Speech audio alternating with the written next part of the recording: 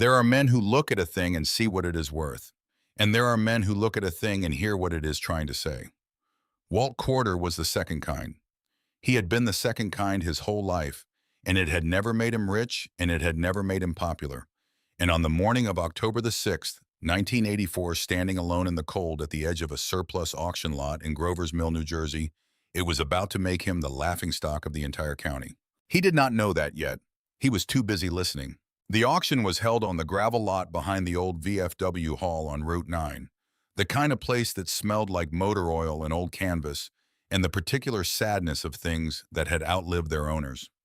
Flatbed trailers sat in crooked rows with their price tags wired to the hitch pins, riding mowers with cracked seats and missing decals, a stack of storm doors leaning against a chain-link fence, each one slightly different, as if they had been collected from different failures over different years. Folding tables covered in hand tools, wrenches, chisels, levels, the kind of tools that accumulate around a working man across a working life, and then when the man is gone, get laid out on a table and priced by the pound. The crowd moved through it the way crowds always move at these things, restless, half-interested, waiting for something worth arguing over. Farmers in canvas coats, dealers in better coats. A few younger men who came to every auction in the county on the theory that opportunity appeared in unexpected places if you showed up often enough. The auctioneer, a thin man named Pete Garber, who had been running these lots for 20 years and had developed the kind of voice that expects rooms to rearrange themselves in its direction, moved the crowd from item to item with the practiced efficiency of a man whose time costs money. Walt moved differently. He moved the way a man moves when he already knows what he came for. He was 71 years old that October, and he stood a clean 6 feet, though the years had taken something from the top of that and redistributed it as a stoop across his broad shoulders. He had the build of a man who had spent 40 years leaning into things that resisted him, wide through the chest and arms, solid through the middle, the kind of physical presence that does not announce itself, but is simply there when you need to account for it. His face was deeply lined, sun-dark from decades of walking between job sites, gone soft along the jaw, in the way that men's faces go soft when they pass 60 and stop fighting the settling. Short silver hair under a faded denim work cap that had been washed so many times it had achieved a color that was not quite blue and not quite gray, but something honest in between. Gray stubble on the jaw, eyes the color of a winter sky over the Jersey hills, pale and very still. The kind of eyes that do not move fast because they do not need to. The kind that have been watching things carefully for a long time and have learned that patience is not the same as slowness, and that stillness is not the same as inattention. He wore a light chamois shirt, washed so many times the blue had gone almost white at the elbows, and a canvas work jacket with a torn breast pocket he had not gotten around to mending in what was probably 2 years now. Under his fingernails worked in so deep that no amount of scrubbing at the end of a workday fully removed. It was the particular gray of graphite dust and machine oil, the accumulated signature of a man whose hands had spent 6 decades in conversation with metal. Walt Corder was the last locksmith in Grover's Mill. The last one in the county if you believe Gene Purvis, who ran the hardware store on Clement Street, and believed most things that confirmed what he already suspected about the world. Walt's shop had occupied the ground floor of a narrow building on Clement Street since 1951, same hand-lettered sign above the door, same bell that announced customers, same smell of key-blank brass and penetrating oil that had soaked into the walls over 33 years of daily operation. The world had moved on. The new subdivisions going up on the east side of town were fitted with factory-sealed deadbolts that a homeowner could install on a Saturday afternoon with a screwdriver and 40 minutes of moderate patience. The hardware stores carried combination locks and plastic clamshells with the combinations printed on a card inside. The new offices downtown used card readers on their doors, little electronic boxes that beeped and flashed green and had no tumblers, no wheel packs, no internal conversation available to a man who knew how to listen. A locksmith with graphite under his fingernails and a tension wrench in his coat pocket was not exactly what the modern world was shopping for on a Tuesday afternoon. Walt understood this. He had understood it for years. He opened the shop at 8 o'clock every morning anyway, because that was what he did, and because there were still people in Grover's Mill who needed keys cut and deadbolts serviced, and occasional help with the kinds of problems that factory-sealed locks create when they malfunction and there is no one who knows how to talk to them. It was a life. It was his life, and he did not apologize for it, and he did not particularly mourn it. He had simply learned to live it at the pace it now required, which was quieter than it had once been, and more solitary, and occasionally lit from the inside by the particular satisfaction of opening a thing that had refused to open for someone else. He found the safe near the back of the lot pushed against the fence beside a rusted disc harrow, as if whoever had placed it there had wanted it out of the way. Out of the flow of the auction, away from the tables and the mowers and the things with obvious utility. It had the quality of something that had been given up on, set aside, not with contempt exactly, but with the particular indifference of people who have looked at a thing, assessed it as beyond their ability to use, and moved on. It was a floor-safe commercial grade built sometime in the first decades of the century. Walt could tell from the proportions and the casing weight before he touched it. Roughly the dimensions of a large steamer trunk, though lower and wider, and a great deal heavier. The kind of thing you bolted to a concrete floor and left there, because moving it once was enough to convince any reasonable person that it should not be moved again. Steel plate construction, 3/4 inch at the minimum, possibly thicker at the door.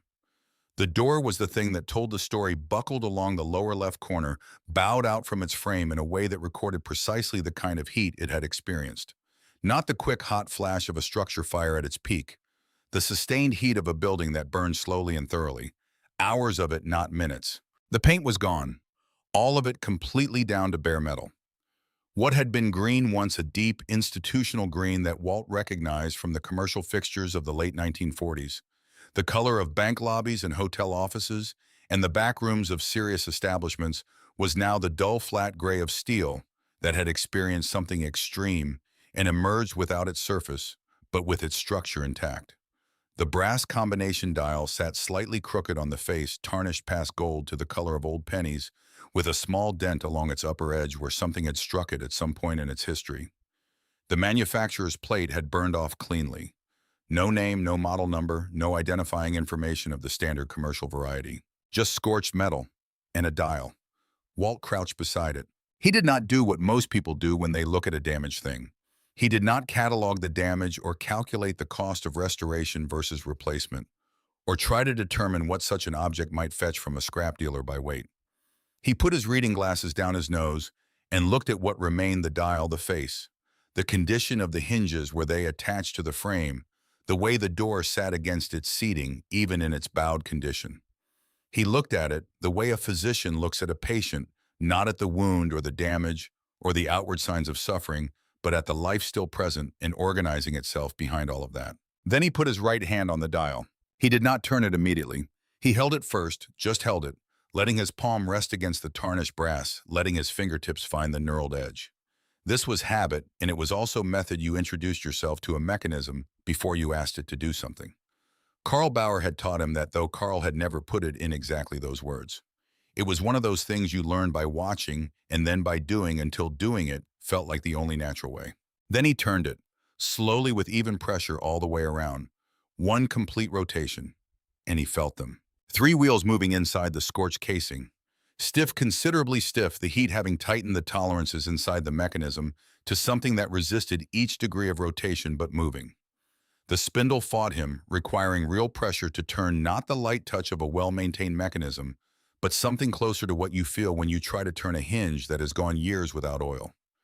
Resistance, reluctance, the stubbornness of a thing that has been still for a long time and is not yet convinced it should move again. But move it did, all 3 of them. Walt felt each wheel engage as the dial turned, felt the slight differentiation in resistance as each one caught and moved. The wheel pack inside that burned door was intact. The fire had taken the paint and buckled the door and tarnished the dial, but it had not reached the mechanism. It had not been hot enough, or had not been sustained enough, or both. What mattered was that the 3 wheels inside that safe were still in a condition to be listened to. Walt stayed crouched for a long time, long enough that 2 men maneuvering a flatbed trailer through the lot had to angle around him without comment. Long enough for the light to change as clouds moved across the October sun, and the temperature dropped another degree, and the crowd thickened around the tables and the mowers 20 yards away. He was not thinking about the value of the safe. Not yet. He was thinking about the serial number, because he had seen it. It was stamped into the steel on the lower right corner of the door, face half obscured by carbon scoring, but legible to a man who knew where manufacturers put identification marks on floor safes of this period and what he was looking for when he got there. Four digits and a letter in a typeface that Walt recognized from the supply catalogs of the mid-century commercial lock trade. A sequence that he had seen before, that he had written in his own handwriting in a service log that still occupied the third shelf above his workbench on Clement Street. He had serviced the Voss Grand Hotel in the autumn of 1965. Third-floor guest room, deadbolts, management corridor hardware, and one-floor safe in the back office behind the main lobby. He had spent a full afternoon there. He remembered the office clearly, dark wood paneling that had probably been installed when the building was new in the 1920s, a window that looked out on the loading alley, the smell of old cigars and ledgers, and the particular mustiness of a room that had been seriously used for a very long time. He remembered the deliberate care with which he had approached the safe, because it was an older model than he usually serviced, and required him to look up the manufacturer's specifications in his reference books before he touched it. And he remembered the man who had let him in and stood nearby while he worked, not hovering, not interfering, but present, watching with the quiet attention of someone who takes his responsibilities seriously and does not hand them off to strangers without staying within arm's reach. That man had been Raymond Voss. Walt stood up slowly, the way a man of 71 stands up from a crouch when he has been down longer than his knees, prefer, carefully, without drama, taking the time it takes, not fighting the process. He straightened his cap. He adjusted his glasses. He looked at the safe for another moment, then looked up at the auction lot around him, at the crowd moving between the tables, at Pete Garber, working his way toward the back of the lot with his clipboard. Then he went to find the auctioneer. The bidding on the floor safe proceeded with the particular awkwardness of an auction item that nobody wants. Pete Garber started at $50 and looked around the crowd with professional optimism. Nothing moved. He dropped to $25 and widened his scan to include the men along the fence line, the regulars, who sometimes picked up oddities on speculation. Still nothing. A few men glanced at the burned safe and glanced away again. One man, a dealer Walt recognized from the Flemington circuit, shook his head slightly at whatever private calculation he was running. Garber was making a note on his clipboard, preparing to move on to the disc harrow, when Walt raised his hand. $25, Garber said, acknowledging the bid. Do I hear 30? Silence. The auctioneer scanned the lot once more. Going once at 25, make it 90. The voice came from the direction of the gate, and it was the kind of voice that did not need to be raised to carry. Confident in its own projection, accustomed to rooms rearranging themselves to listen. Brent Hollis was standing beside his white Lincoln Continental, which was parked at the gate in the specific way that expensive cars park at surplus auctions, slightly apart from the other vehicles, angled for visibility, positioned so that anyone entering or leaving would pass it. He was 46 years old, thick through the chest and across the jaw, with dark hair slicked back from a face that had been conventionally handsome in his 30s and had since become merely well-fed. He wore a rust-colored sport coat over a cream-colored shirt, with the collar open, the studied casualness of a man who has decided that dressing down is a power move when you have enough money that nobody questions it. Brent Hollis ran Hollis Estate Solutions, the largest estate clearing operation between Philadelphia and the Delaware Water Gap. He bought whole households when people died or relocated or simply accumulated more than they could manage, bought them by the truckload, cataloged, sorted, priced, and sold them off in pieces at a profit that he had turned into a company with 6 employees and a reputation for being thorough. He was good at what he did. He had a genuine talent for reading price tags, for looking at an estate, and understanding quickly which pieces would move at auction, which would sit, and how to price the difference. He was not at this auction to buy a burned floor safe. He was here for the flatbed trailer near the front, which he had already examined twice, and intended to acquire for a reasonable figure to use in moving estate furniture. The floor safe was not part of his calculation. The $90 bid was not a purchase. It was a comment. He spread his hands toward the men along the fence, with the ease of a man who has done this kind of thing before, invited an audience into a joke at someone else's expense, in the full knowledge that the audience will oblige. He said it loud enough for the lot to hear. $90. The man just paid $90 for a boat anchor. The laughter came quickly, the way laughter comes when someone with confidence says something that requires no thought to appreciate. Not malicious laughter, most of it. The laughter of men who found the image funny, the old locksmith and the burned box, without thinking much about the man they were laughing at. Brent Hollis grinned wide and satisfied because the joke had landed the way he had calculated it would. The name attached itself to the safe on the spot, the boat anchor. Walt would hear it in every coffee shop and feed store and diner counter in Grover's Mill for the next 2 weeks, said warmly enough by most people, but said consistently the way things get said in small towns when someone has been publicly identified with a decision that the public has decided was foolish. Walt looked at Brent Hollis for a moment. Briefly, without heat, the way you look at weather you have already accounted for in your planning. Then he turned to Pete Garber and paid his $90 in cash from a worn billfold, and the transaction was complete, and he went to work. Getting 420 pounds of scorched steel onto the bed of a half-ton pickup truck required 2 younger men recruited from the lot, a come-along ratcheted to the truck's roll bar, 2 8-foot planks borrowed from a man who was using them as a display surface for hand tools, and 20 minutes of patient, careful work. Walt directed the operation without explaining himself where to place the planks, the angle of ascent, when to hold and when to advance, how to guide the safe's weight so it did not tip or slide or do any of the things that 420 pounds of steel will do if you let it make its own decisions. The safe went up the planks and settled onto the truck bed with a sound like a period at the end of a sentence, and the truck sat down hard on its springs. Walt checked each of the 3 ratchet straps himself, twice running his hand along each one to feel the tension before he was satisfied. Brent Hollis watched from beside the Lincoln. He said something to the man standing with him, and the man smiled. Walt did not look over. He tied the last strap, checked it, and climbed into the cab. He drove the 11 miles back to Grover's Mill at 30 miles an hour with his hazard lights blinking orange in the October morning.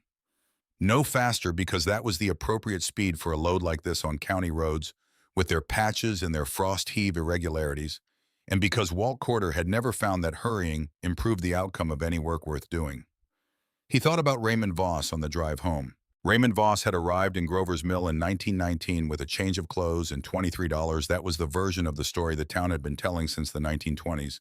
And like most town stories, it was essentially true while being incomplete in the ways that mattered. He had been the son of a railroad brakeman from Trenton, had left school at 16 to work, had clerked in a dry goods store in Flemington for 3 years while he saved every dollar he could put aside, and had arrived in Grover's Mill with a plan that most people who heard it thought was larger than the man describing it. In 1922, he opened the Voss Grand Hotel on the corner of Main and Depot Streets. 4 stories of red brick with white cornices, a lobby with genuine marble tile on the floor, and a chandelier that people drove from 2 counties away to look at in the first years after it was installed. A dining room that served actual food on actual linen with a menu that changed seasonally, because Raymond Voss had decided that a hotel dining room should cook what was available rather than what was easiest to source in bulk. A bar that closed at 11 and not a minute later, because Voss believed that a place with standards should keep them even when nobody was auditing. For 46 years, the Voss Grand was the finest small hotel in that corner of New Jersey. It fed traveling salesmen and county commissioners and honeymooning couples, and the occasional minor dignitary passing through on political business. It employed at its peak in the 1950s 23 people from Grover's Mill and the surrounding township. Raymond Voss was not loved in the way that charming people are loved. He was too precise for charm, too careful for the easy warmth that makes people feel welcome without effort. But he was respected. He was trusted.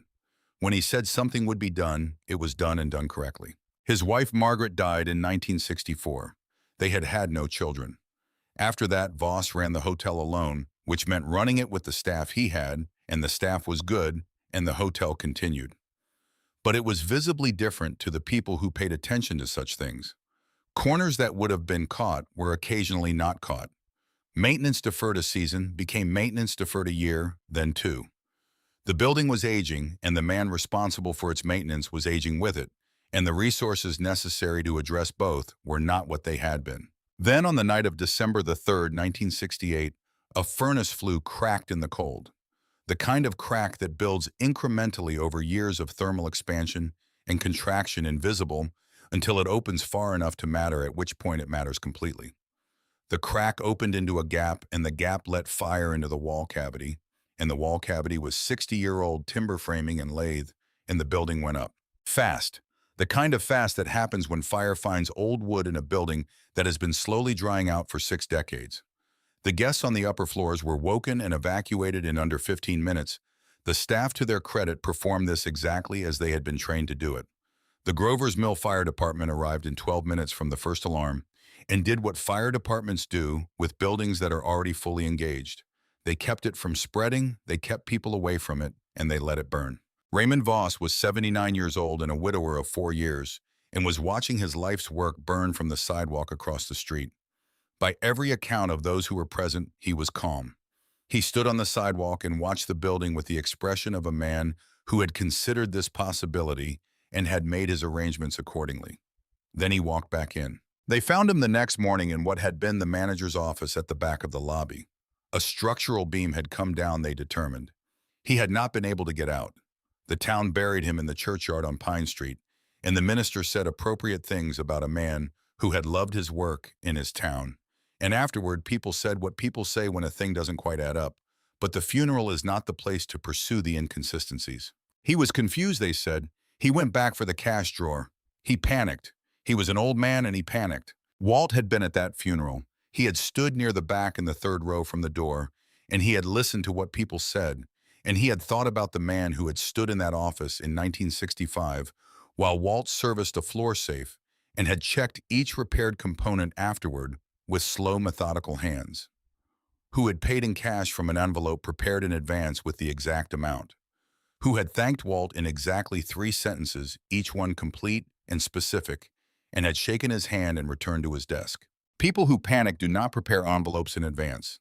People who check repaired locks with their own hands afterward do not run into burning buildings without a clear reason. Walt had carried that thought for 16 years, the way you carry a stone in a coat pocket present, weighted always there when your hand finds it in a quiet moment. He had not known what to do with it because there was nothing to be done with it. The building was gone. Voss was gone. The safe was in the rubble, and the rubble had been cleared, and a parking lot now occupied the corner of Main and Depot. Except that was not quite right, because the safe was not in the rubble. The safe was in the bed of Walt Corder's pickup truck on Route 9, secured with 3 ratchet straps riding south toward Grover's Mill at 30 miles an hour in the October morning. Walt pulled into the alley behind the shop on Clement Street and sat for a moment with the engine idling. Through the rear window, he could see the safe on the truck bed sitting still and heavy in the morning light, not asking for anything, just waiting. The way things wait when they have been waiting a long time and have gotten very good at it. He turned off the engine. He sat in the quiet for a moment with his hands in his lap. Carl Bauer had told him once Walt had been 17, a second-year apprentice working on a practice lock that had defeated him across 3 sessions, that the work never lied. Only the man doing it could lie by hurrying by deciding what he would find before he actually found it. Walt had gone home and thought about that for 2 days, the way he thought about everything Carl told him in those years, working it over until he understood what it actually meant, rather than what it appeared to mean on first hearing. What he had arrived at was this honest work required. An honest man and an honest man went into a thing without conclusions already formed and came out with what was actually there rather than what he had expected or hoped or feared to find. Walt had tried to do that for 60 years. He intended to do it now. He climbed out of the cab and began the slow, careful work of getting the safe off the truck and into the shop. He did it alone with the furniture dolly and 2 planks and the patience that was by now entirely habitual. Not the patience of a young man suppressing impatience, but the deeper patience of someone who has made permanent peace with the pace of difficult things. He walked the safe down the planks an inch at a time, steering from behind with both hands, leaning his weight carefully against 420 pounds of dead steel and asking it to go where he needed it to go at a rate he could control. It did not cooperate easily. Walt had not expected it to. He made no comment about this to himself or to the safe or to the empty alley. He simply continued. It took the better part of 2 hours. By the time the safe was through the back door and positioned in the center of the workshop floor under the bare overhead bulb, the afternoon light had shifted through the small high window, and Walt had sweated through the back of his chamois shirt, despite the October cold, and Grover's Mill was going about its Saturday business outside with complete indifference to what was happening on the other side of the shop door. Walt pulled a wooden stool to the front of the safe and sat down. He looked at it in the workshop light, the tarnished dial, the buckled door, the serial number in the lower right corner matching the entry in his service log as precisely as it had the day he wrote it. The surface of the steel had a texture in this light that it had not had at the auction, Something almost geological, like the surface of old rock that has been exposed to weathering across a very long time and has developed a character from it. He did not reach for his tools. He had cleaned safes before. He had opened ones considerably more damaged than this in terms of raw mechanical condition. The technical challenge was real, but it was not what occupied him as he sat on the stool in the afternoon quiet. What he was sitting with was something different, something that deserved its moment before the work began. He thought about Raymond Voss saying to the alley window 19 years ago that he had never figured out how a man pays back in full what a town gave him. Walt had said nothing in response because the comment had not seemed to require an answer, and because Walt had been 19 years younger and had not yet accumulated the particular understanding that comes from watching someone speak from the center of something they have been carrying alone for a long time. He understood it now. He thought about what it meant to have built something over 46 years, not just a building, but the thing the building represented. A place, a constant, the kind of institution that a town stops noticing because it has always been there and then realizes it cannot imagine without when it is gone. He thought about what it meant to watch that thing failing, knowing you were responsible for its failure, knowing you were too old and too proud and too far into the story to find a different ending. And then to find in the final accounting a way to turn the failure into something that would outlast it. Not to save the building, because the building could not be saved, but to ensure that what the building had represented the idea that a man could give something back to the place that made him survive the building by decades. Walt sat in the October afternoon and looked at the sealed door of the thing Raymond Voss had trusted to 3 feet of steel and 66 years of waiting for the right hands. He was in no hurry. He never had been. Outside, a car moved slowly down Clement Street. A dog somewhere in the next block barked twice and stopped. The screen door of the house behind the shop opened and closed as someone went in or out. The ordinary sounds of a Saturday afternoon in a small town that had no idea what was sitting in the locksmith shop on Clement Street, waiting to be understood. Walt sat on his stool. He looked at the dial. And when he had given it the quiet it deserved, he went upstairs to make a sandwich and then came back down and began preparing his tools for Friday evening, which was when he had decided he would start. The story got around Grover's Mill before the safe was cold. That is the nature of small towns, and Grover's Mill was a specific example of the general case. A community of 11,000 people in which information traveled through informal channels with a speed and completeness that no organized system could have matched. You did not need a newspaper or a telephone chain. You needed one man with a story and a regular table at the right establishment, and by the following Monday the whole county had an opinion about what you had done and why it was foolish. Brent Hollis had a regular table at Pauline's on Main Street, the corner booth by the window, where you could see the street, and the street could see you, and he used it Sunday morning for the first telling and Monday morning for the second. Each telling was better than the last. The way tellings get better when the teller has an instinct for what an audience finds satisfying and the willingness to sand the rough edges off the truth in service of a smoother story. By Sunday, the safe was a $90 mistake. By Monday morning, it was the funniest thing that had happened at a surplus auction in a decade, and the locksmith on Clement Street was the punchline. The name had stuck. The boat anchor.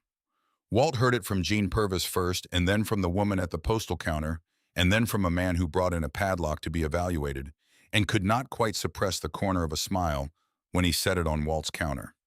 Said warmly in most cases the way people in small towns say things about someone they have known long enough to mean them no real harm. But said. Jean Purvis was Walt's oldest friend in the particular way that men of their age have oldest friends, through duration rather than intimacy, through the stubborn loyalty of two people who had simply refused to stop knowing each other across 5 decades of ordinary life. He ran Purvis Hardware 3 blocks down from Walt's shop and had run it since his father passed it to him in 1967. And he had opinions about most things that happened in Grover's Mill and was willing to share them when he felt the situation called for it. He appeared in the doorway of Walt's shop on Monday evening with the ostensible purpose of returning a pipe wrench he had borrowed 6 weeks prior, a loan that Walt had forgotten about until he saw the wrench in Jean's hand. He stood in the doorway with it and looked at the safe sitting in the middle of the workshop floor, and was quiet for a moment in the way of a man organizing what he wants to say into the order most likely to be received. Then he said it the way Jean Purvis said most things directly, and with the air of someone completing an obligation rather than delivering a judgment. Walt, you gave $90 for a thing that isn't going to open. Everybody's saying so. What in the hell got into you? Walt was at the bench rekeying a lock set for a woman on Birch Street who had discovered her former husband still held a copy of her house key. He did not look up from the work. He said it'll open. That was the complete answer. Jean stood in the doorway for another moment, pipe wrench in hand, looking at the back of Walt's silver head, and at the burned safe, and then back at the head again. He opened his mouth and closed it. He set the pipe wrench on the shelf inside the door and went home. He told his wife that Walt was being Walt, and his wife said Walt had always been Walt, and this was accurate in the ways that mattered. The boat anchor. It followed Walt through his week the way small-town stories follow people present everywhere, said by everyone requiring no response, because everyone already knew what they thought about it. And Walt's opinion of their opinion was not something any of them were particularly waiting for. At the barbershop where he got his hair trimmed on Tuesdays. At the postal counter. At the gas station on Route 9 where he filled the pickup on Wednesday afternoon, and the man at the next pump grinned at him over the roof of his car in the recognizing way of someone who has heard a story and now finds himself in proximity to its subject. Walt did not answer any of it. He had spent 60 years learning that a thing either opens or it does not, and that the noise a crowd makes while it waits has never once changed, which it turns out to be. He worked his regular week. He cut keys for a woman whose teenage daughter had lost her copy and needed it replaced before the daughter found out the lock was being changed. He assessed a deadbolt on a commercial building on Route 9, whose cylinder had been forced probably late on Friday night by someone who had then apparently reconsidered the project and left without completing it, which Walt found mildly hopeful about the general direction of human nature. He cleaned and lubricated 3 padlocks for a man who maintained a storage unit on the edge of town, and changed his locks every October on general principle, which Walt had always respected as the kind of attention to maintenance that prevented larger problems. He said nothing about the safe to any of them. It sat in the center of his workshop floor and waited, and every morning when Walt came downstairs from the apartment above and unlocked the shop door, it was there. And every evening when he locked up, it was still there. And they had, over the course of the week, developed a kind of mutual understanding about the situation that Walt found oddly comfortable. He spent 3 evenings working penetrating oil into the spindle housing through a gap at the dial face, not flooding it, just introducing enough to begin addressing 16 years of compression in the tolerances. He did this patiently, a small amount at a time, letting each application work before adding the next. Preparation of this kind was not dramatic.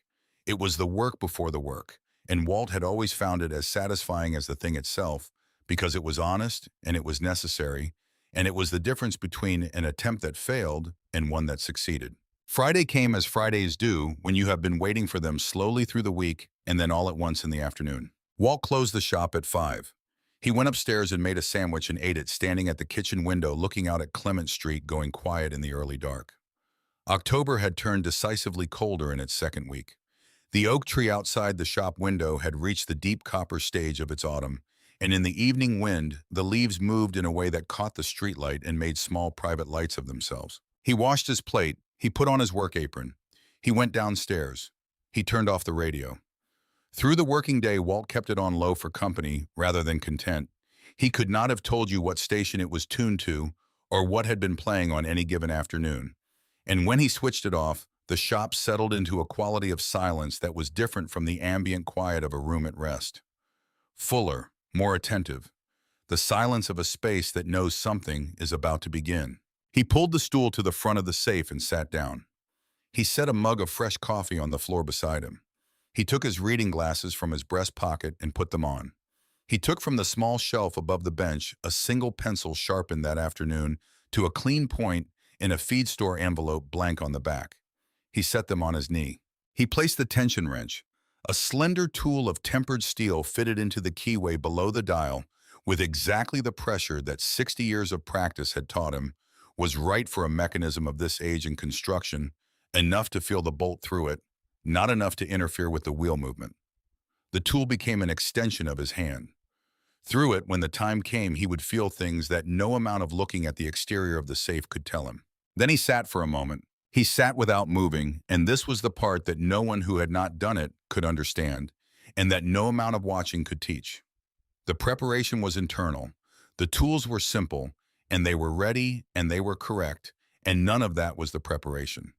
The preparation was Walt's 60 years of accumulated skill, arranged in his hands and his nerve endings, and the patient attention he had learned to hold over a long career, quieting itself until it reached the quality of stillness that Karl Bauer had described only once in the second year of Walt's apprenticeship.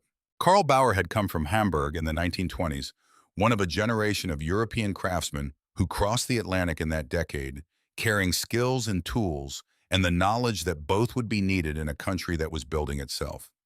He had established his shop on Water Street and worked there for 30 years before Walt's father brought the 14-year-old boy in and asked if Karl had use for an apprentice who could not stop taking things apart. Karl had looked at the boy for a long moment. Then he had said, "Show me your hands." Walt had held them out, palms up. Karl had examined them, the fingers, the width of the palm, the way the boy held the position without fidgeting. Then he had nodded once and pointed to a broom in the corner and told Walt to sweep the floor, which was how apprenticeships began in those days and probably should still. The lesson about listening had come in the second year when Walt was 16 and working on a three-wheel combination lock for the third consecutive session without being able to feel the wheel contacts through the dial. He had been sitting at the practice bench with his jaw set and his hands tight and his whole body communicating the particular frustration of someone trying very hard to do a thing that is resisting them. Karl had come to stand beside him. He had not touched the lock or the tools. He had simply stood there for a moment and then said in the careful English he had worked hard to develop, "You are listening too hard." Walt had looked up. "You are trying to hear it," Karl said. "You cannot try to hear it. You can only become the kind of man it is willing to speak to. The wheel knows where it is. It has always known. You only need to be quiet enough that it can tell you." Karl had walked back to his own bench and returned to his work, and Walt had sat with the instruction for a long time before he resumed. And something had been different afterward. Not immediately successful, the contacts had still been faint, and he had missed them twice more that session, but different in some quality of approach that he could feel even if he could not have articulated it. It had taken years to understand completely. It was the kind of knowledge that lives in the hands before it lives in the mind, and requires the hands to practice it many times before the mind can describe what the hands already know. Walt put his fingertips on the brass dial, and something happened that he had not expected. He stopped. His hand rested on the tarnished brass, and he did not turn it. He sat very still in the lamplight with the smell of coffee and machine oil around him, and the whole shop silent, and something moved through him that was not quite fear and was not quite doubt, but was adjacent to both in the way that honesty is sometimes adjacent to difficult emotions. He was afraid the box was empty. Not mechanically empty, Walt was certain there was something inside. You did not service a floor safe annually and carry its combination in your head, and refuse to write it down and die in a burning building attempting to reach it because it contained nothing. The calculus of Raymond Voss's final hour did not produce an empty safe, but empty in another sense. The papers inside could be ledgers, routine business documents, insurance records whose issuing company had dissolved in the 60 years since, financial records of a business that had failed, things that had been important to one man in one era and had become in the time since simply the evidence of an importance that no longer existed. Walt had been turning this over all week without looking at it directly. Here alone in the shop at 8:30 on a Friday evening, there was nowhere else to look. He was 71 years old. The shop on Clement Street was his whole life, in the sense that mattered, and it was not prospering and had not been for years, and he was the last locksmith in the county, and that was not a title but a fact about the direction of time. The arthritis in his right hand was progressing winter by winter in the direction of a morning when he would not be able to feel what the wheels were telling him. And on that morning the shop would close, and there would be no one to open it after him, because there was no apprentice, and had not been one for 20 years because there was no trade to apprentice into. He knew all of that. He had made his peace with all of it, or had made as much peace as a man makes with the things he cannot alter by working harder. But if he sat here all night and the safe held nothing recoverable, if 16 years in a burning building had destroyed whatever Voss had sealed inside, then Brent Hollis would have been right in the most complete way possible. Not just about the $90, about the larger thing, about what it meant to spend 60 years acquiring a skill that the world had stopped needing, and whether the acquiring of it had been wisdom or simply a very long and very committed form of stubbornness. Walt sat with that for a full 2 minutes. He was not a man who shied from difficult thoughts, and he did not shy from this one. He looked at it directly. Then he thought about Raymond Voss at a window in 1965, speaking not to Walt, but to the glass, saying that he had never found the way to pay back what a town gave him. He thought about what that sentence meant from the inside, what it felt like to be carrying a debt of that size, and to be old, and to see the time running out in which you might do something about it. A man who said that at 76 years old in 1965 had already been working on the problem, had already been looking for the answer. A man like that did not run into a burning building in a panic. He walked in deliberately because the answer was in there, and the answer had to be secured, and there was no one else to do it. Walt turned the dial. The resistance was immediate and pronounced. The heat damage to the spindle and the surrounding tolerances had created a friction that required consistent, firm pressure to overcome not the light touch of a well-maintained mechanism in daily use, but something more like persuasion. The deliberate, steady pressure of a man asking a stiff thing to move, not demanding, not forcing. Requesting with sufficient conviction that the request becomes irresistible. He worked the dial in both directions in the first half hour, warming the mechanism the way you warm a cold joint, asking it to remember what rotation felt like, letting the penetrating oil he had introduced over the previous 3 evenings do what oil does when given time and motion to work with.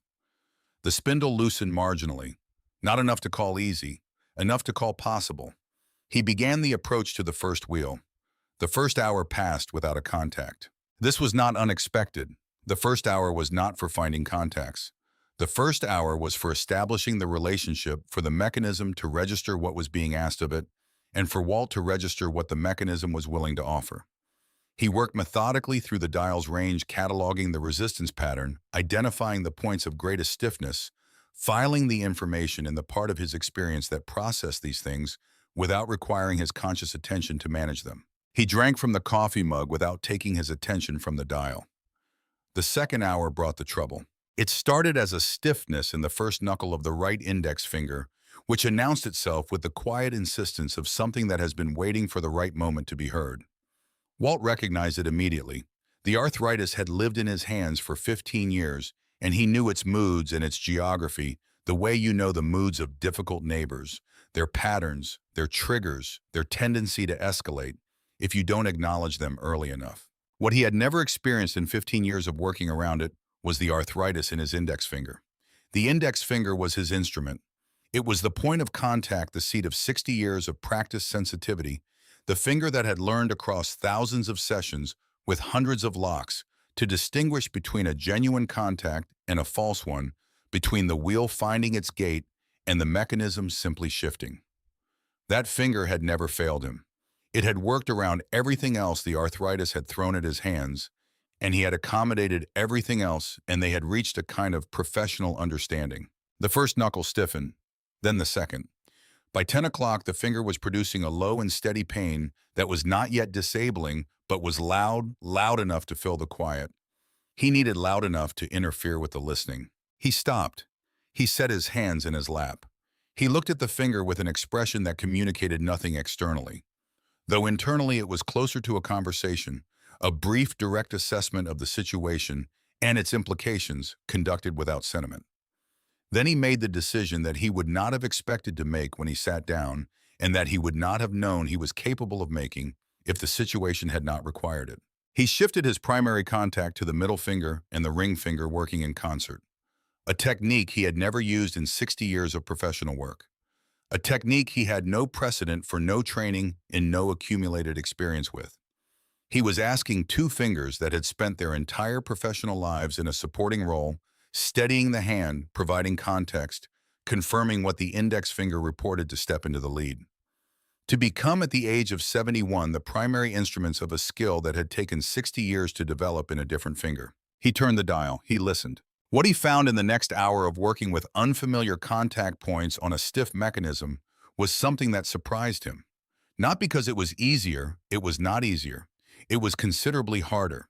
The contacts softer and harder to distinguish from background resistance, requiring him to slow down further and to increase the consistency of his attention beyond what the work normally demanded. Not because it was immediately successful, but because it was possible. The knowledge was still there. That was what the surprise was precisely. He had wondered, sitting in his shop on a Friday night with an arthritic index finger that had chosen the worst possible moment to declare its limitations, whether what he knew lived in the finger or in the man. Whether 60 years of sensitivity in a particular point of contact could migrate under pressure to adjacent contact points, or whether it was tied to its location like a piece of furniture that cannot be moved without destroying it. It could migrate. It was harder and slower and required more patience than anything he had demanded of his patients before. But it was there. The knowledge was in the man, and the man still had his hands. Walt worked. The first wheel found its gate at 10:47 in the evening. A contact so faint it was less a sensation than a change in the quality of the resistance. A shadow of differentiation, the wheel settling into its notch for the space of a half-degree of rotation, with something that was almost a whisper. If metal could whisper, if a mechanism built at the turn of the century and sealed for 16 years could be said to communicate at all. Walt held the position without breathing.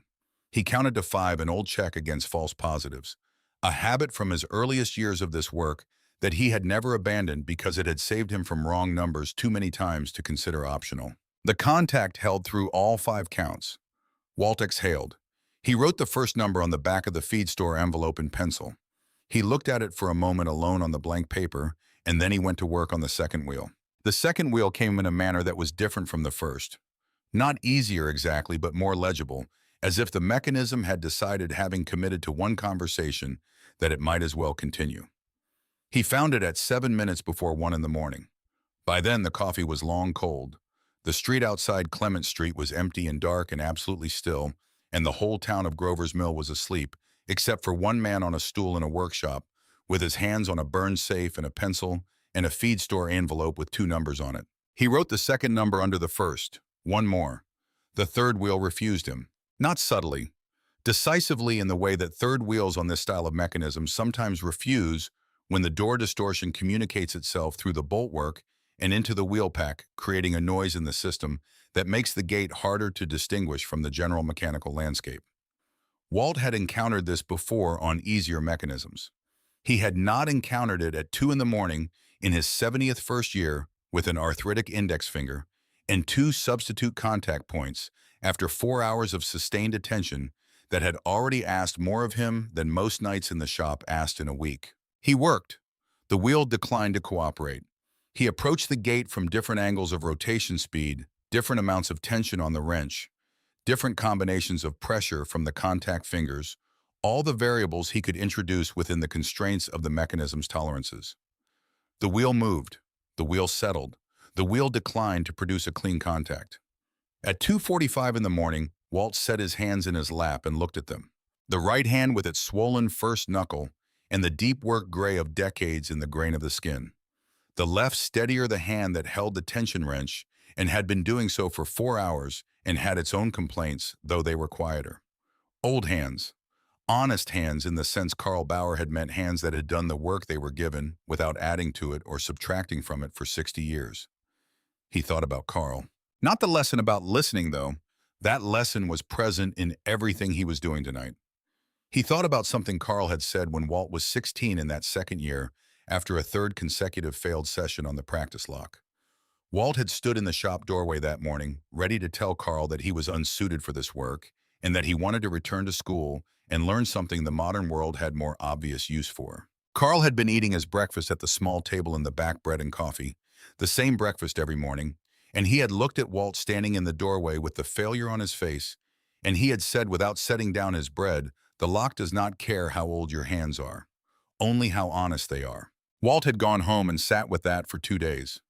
What he had arrived at 16 years old, in the particular way that 16-year-olds arrive at things, stumbling toward an understanding whose full dimensions they cannot yet see, was something like this.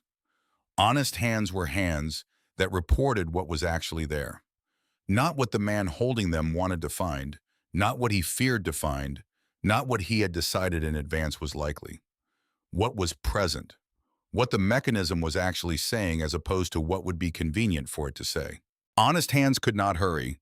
Honest hands could not decide in advance. Honest hands could only listen and wait and write down what they heard when they heard it. Walt looked at his hands in the lamplight. He got up. He went to the shelf and took down the penetrating oil and worked a careful additional amount into the spindle housing, not flooding it, introducing it with the precision of someone who understands that more is not always better, and that the right amount of a thing is the amount the situation requires. He set the oil back on the shelf. He went to the small bathroom at the back of the shop and ran warm water over both hands for 4 minutes, watching the water run over the skin, watching the color come back into the joints of the right hand as the circulation responded to the warmth. He dried them carefully, both hands taking the time it took. He came back to the stool. He waited 20 minutes for the oil to work. In those 20 minutes, he thought about Raymond Voss. Not the public version of the man, the successful hotelier, the civic institution, the figure who had appeared in the Grover's Mill Gazette on occasions of local significance for 40 years. He thought about the private version, a man alone in an office in 1965, talking to a window about a debt he could not figure out how to pay. A man who had spent the last years of his life working on a problem that he could not share with anyone else because the solution required him to be the only one who knew it. A man who had walked back into a burning building at 79 years old because the alternative was to leave the solution unsealed, and an unsealed solution was no solution at all. Walt thought about what kind of man did that, what it required, not in terms of courage. Courage was the word people used when they did not understand something, but in terms of precision. In terms of the same quality that Karl Bauer had called honesty, the ability to see what a situation actually required and to do that thing without embellishment or avoidance, even when what it required was everything you had. The 20 minutes passed. Walt put his hands on the dial. The third wheel found its gate at 7 minutes past 3 in the morning. It came without warning and without drama, the way important things come when you have been working toward them long enough that your expectation has worn itself out and left in its place something quieter and more receptive. A change in the resistance, a tiny differential in what the contact fingers were reporting. The wheel settling into its notch with a movement so small that Walt in his first year would not have recognized it.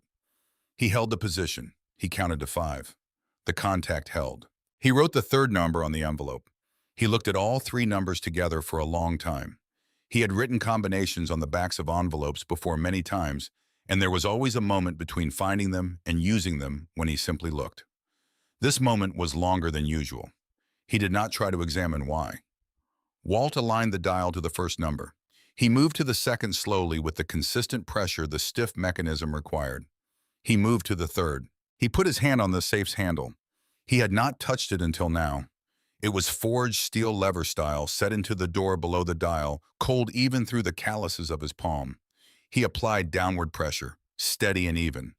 For one moment, nothing. The whole weight of the night pressed against that moment 4.5 hours on the stool. The arthritic finger, the substitute contact, points 2 correct numbers, and a third wheel that had fought him until nearly 3 in the morning. And the name they had been calling the safe all week in the diners and barbershops of Grover's Mill, and the deeper uncertainty underneath all of it, the one he had looked at directly before he started, and had not let himself look at again since. Then the bolts moved. 3 of them drawing back in sequence through the handle, smooth and certain, the mechanism doing exactly what it had been built to do across 8 decades and one catastrophic fire, because it had been built by people who made things to last when lasting mattered. The bolts drew back. The door shifted in its warped frame. Walt pulled. The door of the Voss Grand Hotel floor safe opened for the first time in 16 years. It moved on its scorched hinges with a sound that was low and final, and completely unlike anything else in Walt's experience. Not quite a groan and not quite a sigh, but something with qualities of both the sound of a sealed thing becoming unsealed, of 16 years of waiting, arriving at its end. Walt did not move. He sat on his stool at 7 minutes past 3 in the morning, and he looked at the interior of the safe in the lamplight. The fire had never entered there.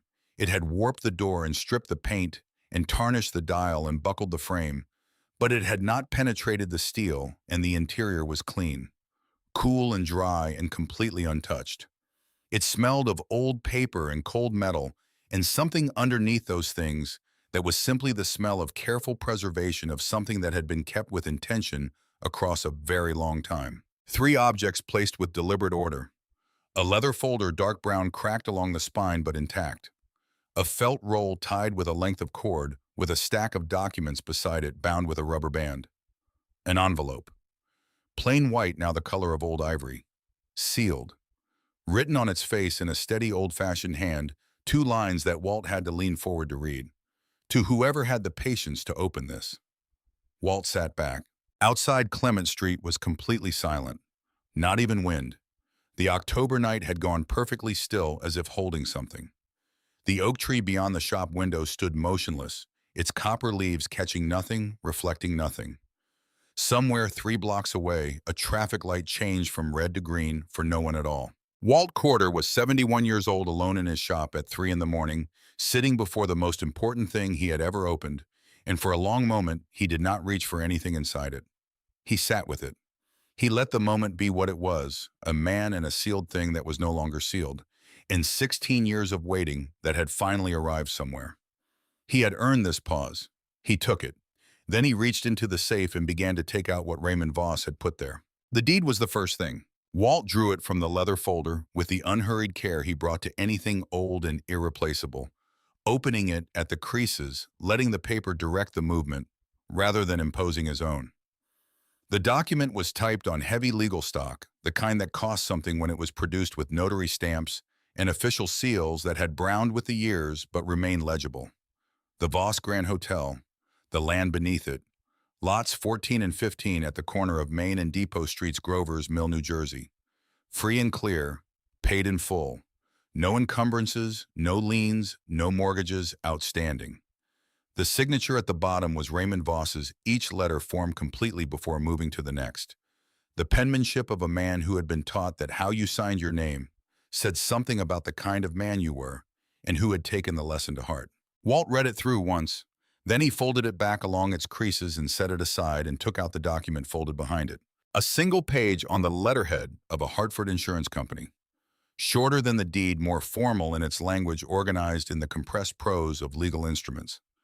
A fire and indemnity policy on the Voss Grand Hotel in its contents, issued in October of 1968. 5-year term premium paid in full. Walt read down the page until he found the beneficiary designation and read it twice to be certain he had understood it correctly the first time. The beneficiary was not Raymond Voss. It was not his estate, not a family member, not a charitable foundation. The beneficiary named in the specific and unambiguous language of insurance documents was the municipality of Grover's Mill, New Jersey. Walt set the folder on his knee and looked at the wall. He had spent enough of his professional life in proximity to documents, deeds, policies, estate papers, the accumulated paperwork of ordinary and extraordinary lives, to understand immediately what he was reading. A man who insured a building in his town's name 6 weeks before that building burned did not do so accidentally or in confusion.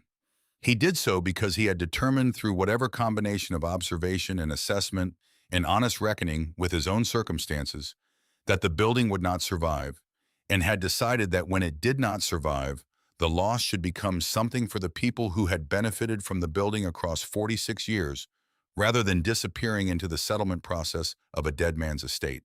And a man who had determined that and had made those arrangements and had then walked back into the burning building when the night of the fire arrived had done so because the policy was in the safe, and the safe had to be locked properly, and he was the only person alive who knew the combination. Walt sat with that for a long time. The clock on the workbench read 3:22. Outside Clement Street held its stillness. The October night had settled into the deep quiet that comes in the hours before the first light begins to alter the darkness. Not the false quiet of early evening, but the genuine silence of the world at its lowest point, the hour when even the intermittent sounds of habitation have ceased, and there is nothing but the dark and whatever you are thinking in it. Walt picked up the felt roll. He untied the cord slowly and unrolled it across the bench top, and as each section of felt opened, a coin appeared in the lamplight. $20 gold pieces. St. Gaudens, double eagles. Their faces worn with handling, but their substance unchanged, each one settling onto the felt with the particular authority that gold has by virtue of being exactly what it claims to be. He counted them without touching them. 30, 40. He went back and counted again. 40 coins. He picked one up. It was heavier than its size suggested, in the way that gold is always heavier than its size suggests, not just the physical weight, which was considerable, but something that the weight carried with it. 40 years of a man setting money aside quietly, one coin at a time, without announcement and without credit. The particular weight of intention sustained across a very long time in silence. Walt held it in his palm and looked at it in the lamplight. He was 71 years old. The shop on Clement Street had seen 3 profitable years in the last decade, and 2 of those had been the result of a single subdivision development that had needed deadbolts installed and had not generated any ongoing business after the houses were occupied. The arthritis in his right hand was going to progress in the direction that arthritis progresses, winter by winter, and there would come a morning when the combination of age and inflammation would take from him the last thing he had that the world could not replace. And on that morning the shop would close, and the last locksmith in Grover's Mill would simply be gone, without the world noticing the gap where he had been. He knew all of that. He had known it for years. He turned the coin in his palm. 40 of them, and a stack of savings bonds beside the felt roll, and an insurance policy naming the town of Grover's Mill as beneficiary. A figure that Walt, who was no appraiser, but who had opened enough estate boxes and enough widows' kitchens to understand something about what things were worth, understood to be significant. Not a small inheritance. Not a gesture. Something that could build something. No one knew this safe had been opened. The town had believed for 16 years that what had been in it, if anything, had been destroyed in the fire. Brent Hollis had stood 8 feet from it at the auction and seen only ruined steel. Gene Purvis had stood in the shop doorway and seen a $90 mistake. The whole county had been calling it the boat anchor for 2 weeks, the punchline to a story about an old man who did not know what things were worth. Walt sat in the lamplight at 3:30 in the morning with a gold coin in his palm, alone, in a locked shop on a silent street, and no one in the world except him knew what was on the bench. He sat for a long time. He thought about Raymond Voss at a window in 1965, not looking at Walt, not looking at the room, speaking to the glass about a debt he could not figure out how to discharge. He thought about what it had required of that man to find the way the autumn of planning the insurance policy obtained and place the decision made and the arrangement sealed. The knowledge held alone through the winter of 1968 until the night the furnace flue cracked and the building went up and the moment arrived. He thought about what it meant to walk back into a burning building at 79 years old, not in confusion and not in panic, but with a clear purpose and a clear understanding of what that purpose would cost. Voss had trusted the conversation to reach the right person. He had sealed it and trusted it and walked into a fire to make sure the seal would hold, and he had not made it back out, and the conversation had waited 16 years and 3 feet of steel for someone with the patience and the skill and the honesty to listen to it. Walt set the coin down on the bench. He set it down without ceremony, without drama, without the self-conscious deliberateness of a man performing a decision he wants to remember. He set it down the way he put tools back in their places at the end of a job, exactly without waste of motion, because that was where it went. Then he rolled the other 39 coins back into the felt one at a time, each one placed with care, and retied the cord. He straightened the stack of bonds and set them beside the felt roll. He folded the insurance policy back along its original creases and returned it to the leather folder with the deed. The decision had not been difficult. That was the truth of it, and Walt had always preferred the truth of a thing to a better constructed version of it. The decision had been made before he bid $90 at a surplus auction on a cold Saturday morning. It had been made before that in the second year of his apprenticeship, when a man from Hamburg had told him that the work never lied, and that honest hands felt what was present rather than what they wanted to find. It had been made in some fundamental sense before he was old enough to make decisions. At all, it was simply what he was, and what he was had been the same across 71 years, and would not change now because of 40 gold coins and the absence of witnesses. He was not Raymond Voss's heir. He was not the town's beneficiary. He was the man who had been able to listen. He set the envelope on top of the folder and picked it up. He opened it along the top edge with his thumbnail, working slowly, preserving the envelope in the condition it had been found. Inside a single sheet of paper folded in thirds. He unfolded it under the lamp and put on his reading glasses. He read, "If you are reading this," Raymond Voss had written in his careful, deliberate hand, "then you are the kind of person who does not abandon a thing because the world has decided it is not worth the trouble. That tells me something about you. It tells me that I can probably trust you with what comes next. I am writing this in October of 1968. I am 79 years old, and I am not a man who has ever had patience for self-deception, and I know what I am looking at when I examine the condition of this building and the condition of the man responsible for maintaining it. The Voss Grand is failing. Not for lack of love. I have loved it since before it existed, since it was an idea and a plan and a number of conversations with bankers who thought I was a brakeman's son with no business building a hotel. I love it still. But love is not maintenance, and maintenance is what I owed this building and did not pay. I did not borrow when borrowing was indicated. I deferred what needed doing because doing it required admitting in practical terms what I was not yet willing to admit publicly, that the building had exceeded my capacity to care for it alone. That is vanity. It is the specific vanity of men who have built things and cannot accept that the building has grown beyond them. I have known this about myself for 3 years, and I have not found a way to correct it in time to change the outcome. The furnace flue has a crack in it that the structural engineer has documented. I have had 2 estimates for the repair, and I have acted on neither for the reasons stated above. I know what this means for the winter. I am making these arrangements because I know what it means. I have insured the hotel in the name of the town. Whatever the building was worth, the town will receive it. I have added to that what I have been able to set aside across 40 years of careful living, the coins you have found, and the bonds. Because a dead man's estate moves through channels that reduce it considerably, and what is sealed in a safe does not go through those channels. Combined with the policy, there is enough here to build something. Not a monument, something functional. A clinic, a library room. A thing that works and keeps working after the man who paid for it is no longer available to take credit.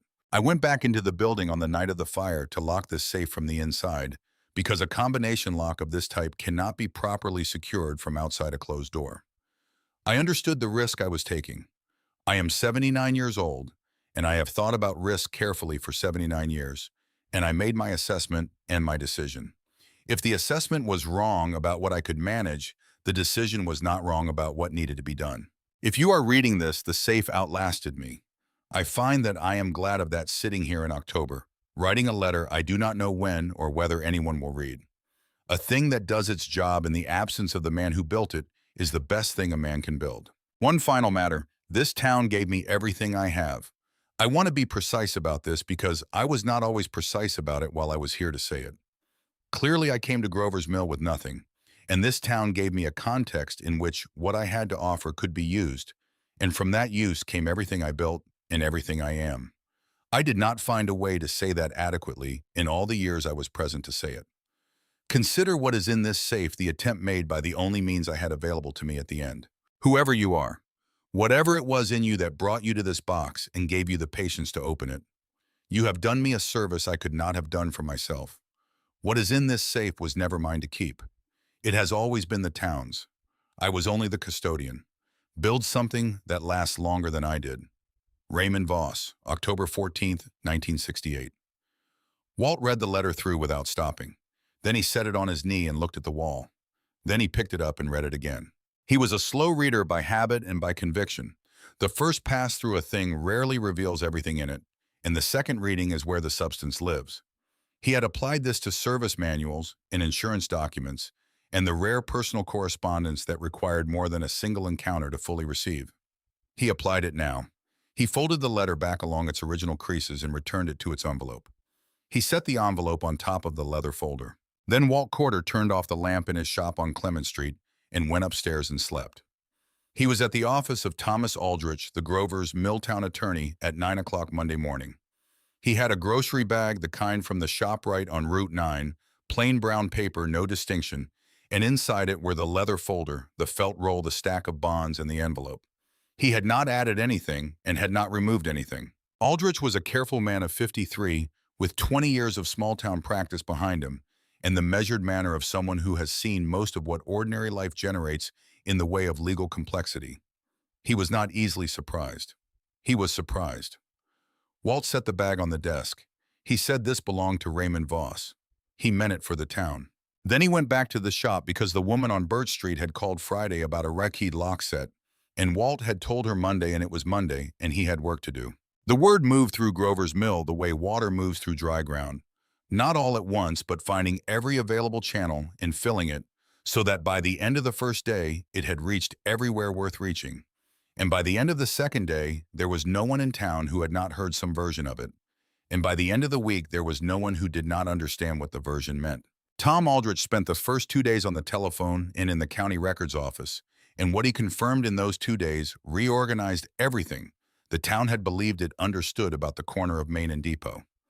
The deed was genuine and recorded, and the property had never been formally transferred after the fire had sat in administrative limbo for 16 years, its status unclear, its value assumed by everyone to be nil because the building was gone. The insurance policy was valid. The issuing company had passed through 2 corporate reorganizations, but its liabilities had transferred with each transaction, and when Aldrich reached the right desk at the right successor institution, there was, after some consultation with their own legal department, no serious dispute about the obligation. The policy was real. The beneficiary designation was legally binding. The 16 years that had passed between the loss and the claim were unusual but not dispositive. The coins went to an appraiser in Princeton on Wednesday.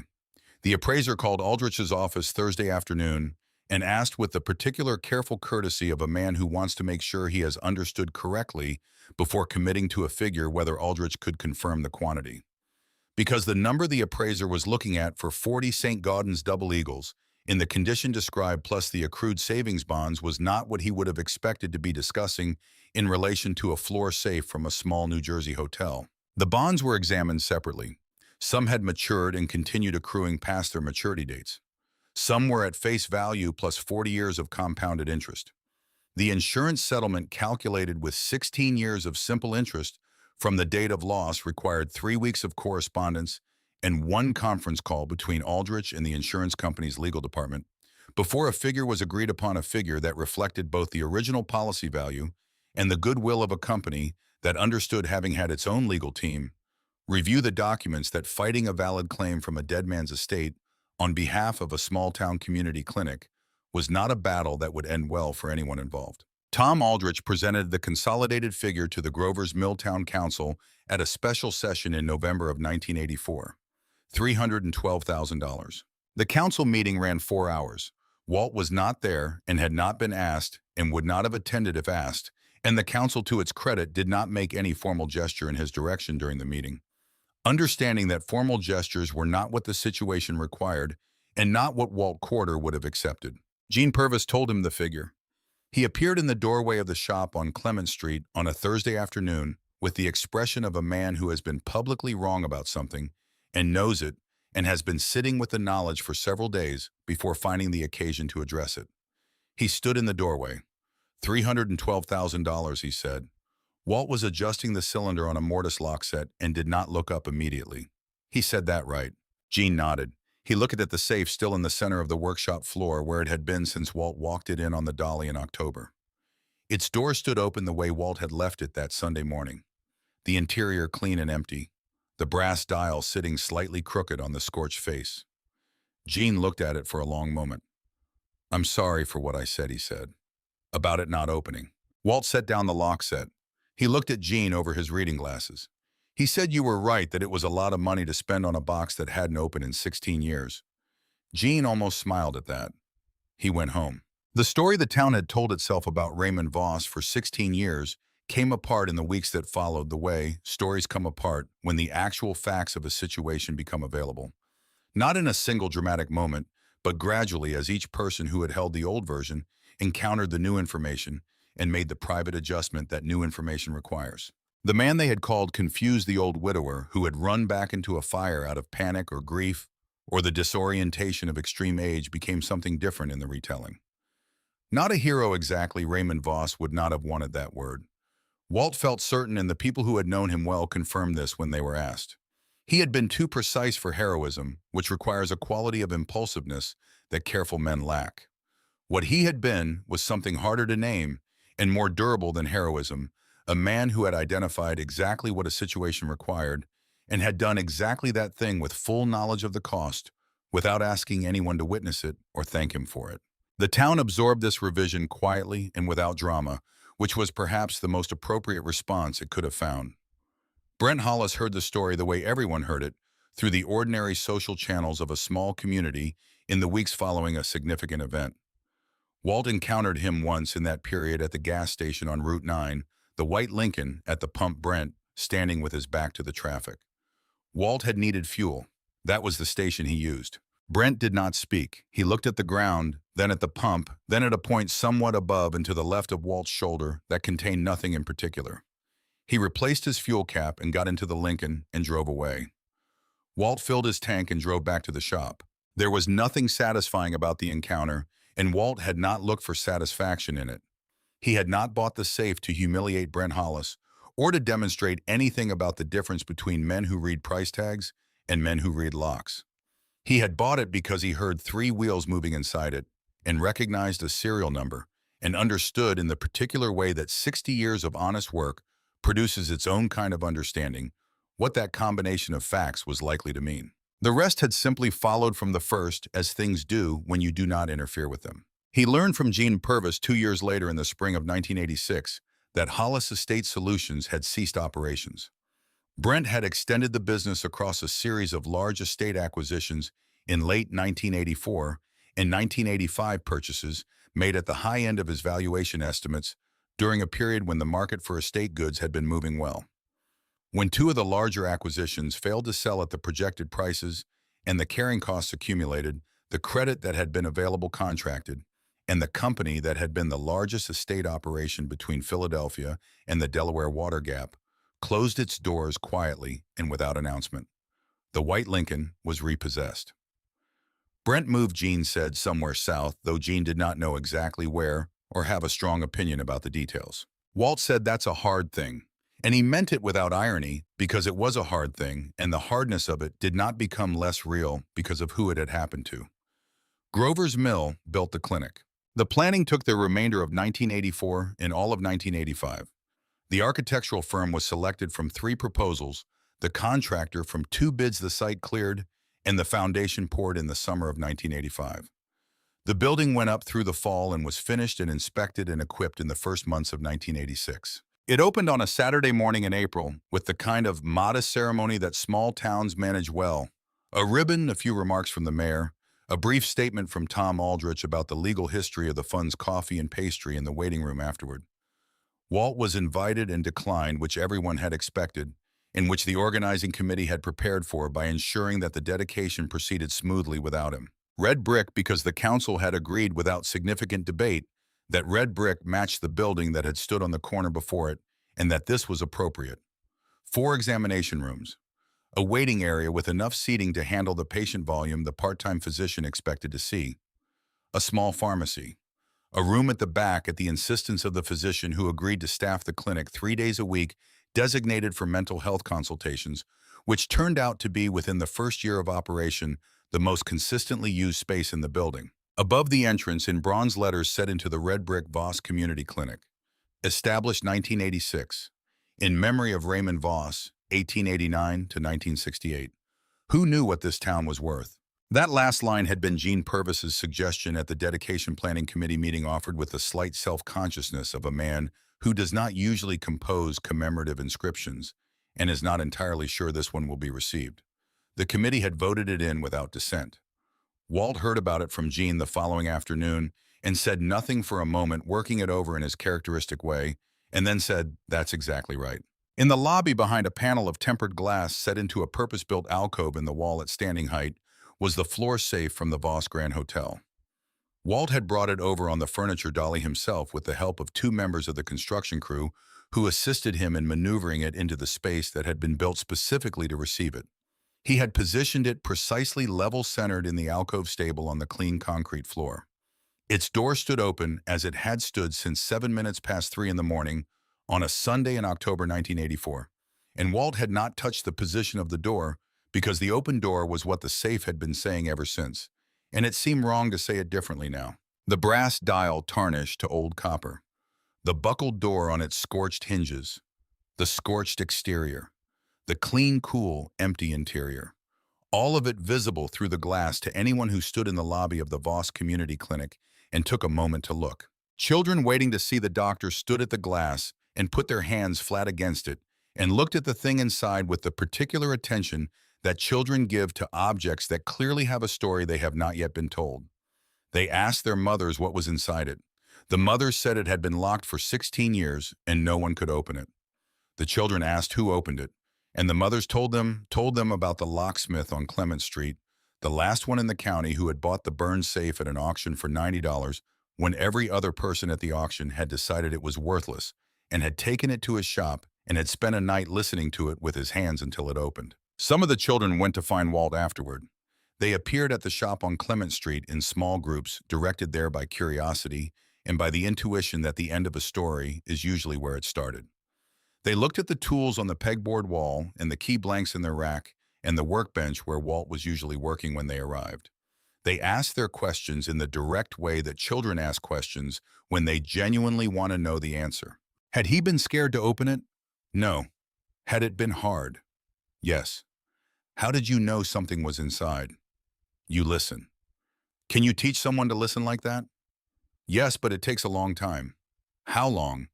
Long enough that you have to decide it's worth it before you know whether it will be. He sent each of them home with a key blank from the stock he bought by the box for exactly this purpose, a brass key blank that fit no existing lock, smooth and purposeless, and somehow satisfying to hold.